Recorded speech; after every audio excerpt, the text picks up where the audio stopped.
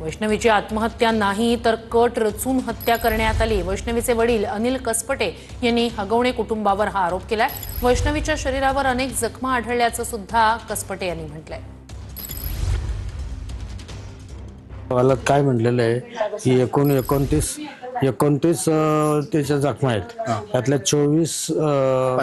15 जखमा ताज्या आहेत, 24 तासाच्या आतल्या आहेत। याचा अर्थ ज्या दिवशी तिला मारहाण करण्यात आली त्या दिवशी तिचा मृत्यू झाला आणि ही आत्महत्या नसून हत्याच आहे आणि यांनी संगनमताने मिळूनच ही कट रचून हत्या केलेली असा माझा ठाम माझं म्हणणंच आहे की तिला मारण्यातच आलेलं आहे।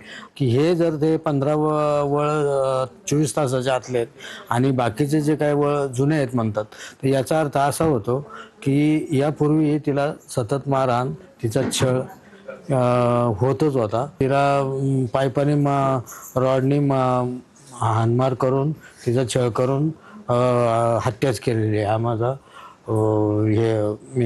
माझं म्हणणंच आहे की ती आत्महत्या नसून तिचा खूनच केलेला आहे। SITला हे वर्ग करावं माझी अशी मागणी।